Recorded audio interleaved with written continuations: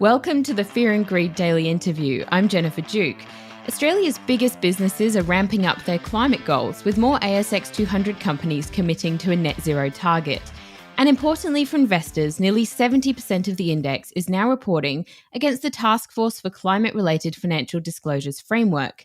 This gives some consistency in reporting, and it allows investors to compare the efforts made by Australian companies to improve their operations. According to new research by the Australian Council of Superannuation Investors, it focuses attention on those not reporting or giving limited information. The Australian Council of Superannuation Investors, ACSI, is a group of 26 super funds who manage over $1 trillion in assets. On average, they own 10% of every company on the ASX 200. Now, I know Sean Elmer mentions this statistic every time he speaks to ACSI, and with really good reason.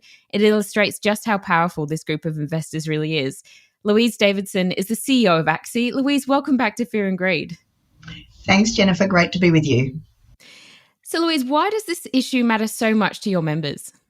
Climate change is, I think, going to be one of the biggest economic impacts or changes for our economy for many years. And so because our members are big investors, the impact of climate change on their investment portfolios has a really financial materiality. And so our members are really keen to make sure that their investments, the companies that they invest in, are managing that risk and looking at the opportunities that are available to the best possible light. And with those risks and opportunities in mind, are you satisfied with the increase in the number of ASX 200 companies committing to net zero? So the research that we've just produced shows, I think, that the system is starting to mature. We've been talking to companies for many years about increasing the extent to which they are measuring and disclosing on their activities to manage climate risk within their organisations. And it is really good, I think, to see that 70% of the ASX 200, so the bigger companies in the index, are now disclosing. There's still some way to go, though. We can still see that there's some room for improvement. And if 70% are disclosing, that means that there's still 30%, of course, that are not. Does that make you a little bit worried for when mandatory climate reporting kicks in if the government introduces it? Yeah, so we do expect that the government will introduce mandatory climate reporting for larger organisations, probably to take effect for the 24-25 financial year. And I guess the fact that we've seen such a big uplift in the number of companies that are reporting shows that companies are starting to position themselves to be ready for that change. I guess the 30% that still haven't come forward with very sophisticated reporting ought to be on notice now, I think, to be really making sure that they are going to be in a position to report adequately against the new regulations when they come in. We think that, there's still some room for improvement, in fact, across even the larger companies, to be honest. I mean, some companies are doing a fantastic job. There's no doubt about that. But some companies, even those in the 70% that are reporting, we still see that there are some areas that there needs to be improvement in order for investors to have real confidence about what's going on in terms of climate change management within those organisations. Can you dig into that a little bit more for me about how those net zero commitments vary in the detail? And is that sort of where the Task Force for Climate-Related Financial Disclosures framework comes into this? Yeah, so I think the sorts of areas that we see as some opportunity for more focus from companies include on the setting of targets. So a lot of companies have set a net zero by 2050 target, but they haven't necessarily, I suppose, demonstrated a pathway of how they're going to get to that net zero.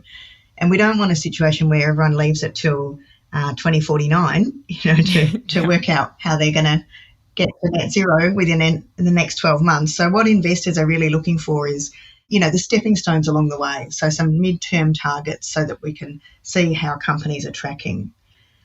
And I guess the other thing that we are looking for is there's still a lot of reliance within companies on the use of offsets. What we would like to see is a transitional plan where companies are first and foremost seeking to reduce emissions, and only when that is not possible, which for some companies at the moment it's not because the technology doesn't yet exist, Only when that's not possible should offsets be being used. So we don't want to see offsets being used as anything but a last resort. And at the moment, there's not enough information to give us confidence for every company that that's the approach being taken. Stay with me, Louise. We'll be back in a minute.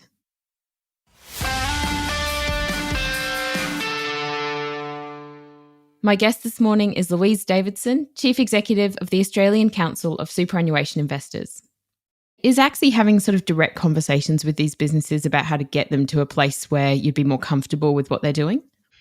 Yeah, so ACSI, we have an extensive program of engagement with companies on behalf of our members. We've been doing that for many years, and so we've got a pretty good understanding of where a lot of companies are in the pathway that they need to take. You can see with what's happening with weather systems around the world just how urgent this issue is. And so we're encouraging companies to be really focused on this and have a sense of urgency about it. One of the other things that we have some concern about is some companies we don't think are yet looking at closely enough at what they're going to require from an adaptation perspective. So going back to those severe weather events that we're seeing around the world, they have a huge economic impact, of course, on not just society, but on many businesses as well. So we want to understand from companies, how are they going to manage those issues in their portfolios? And part of that is obviously going to affect the smaller end of the scale. And you alluded to this before, that maybe that smaller end is dragging its heels slightly on this. Why is that the case, and what needs to be done to help them kind of come along on this journey? Yes, it's challenging because a lot of this work is quite detailed and takes quite a bit of resourcing, and some of the smaller organisations perhaps haven't resourced adequately to really be doing this work as yet. The other part of the market that might be, I suppose, lagging a little bit, Jennifer, is those companies that don't see themselves as having a big exposure to climate risk. So, if you look at the mining industry, for example, that they have been aware of the risk for a lot longer than, say, some smaller companies that don't have the same sort of impact assessment.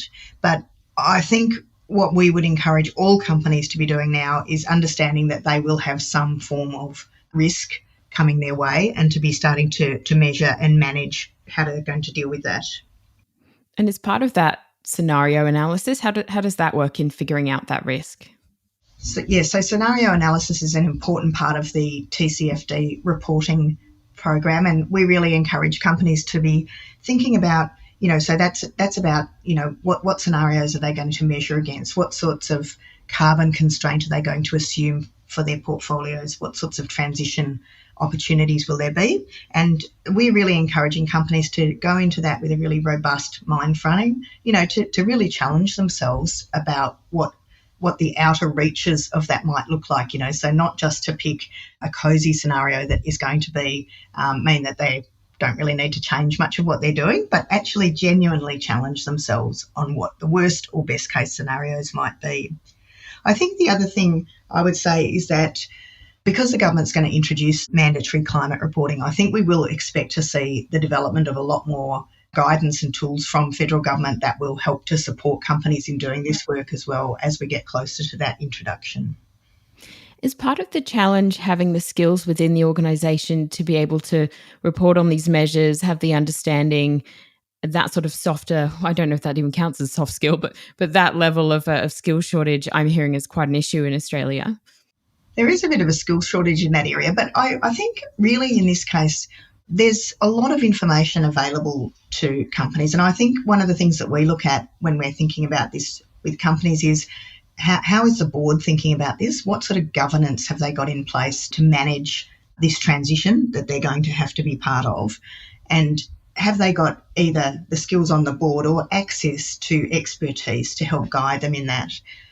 We don't necessarily think that every board needs to have a climate expert on them, although some boards, those that have really big exposure, may well want to have that.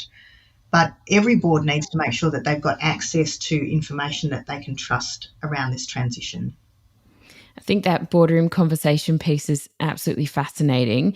Are you feeling optimistic about what the future is going to hold based on the sort of discussions you've been having with directors? Well, I think there is some cause for optimism. I mean, the results of this research, I guess, give us some cause for optimism, but it's such a huge job ahead of us that it's really going to take a very committed focus over, the next several decades to get us where we need to get.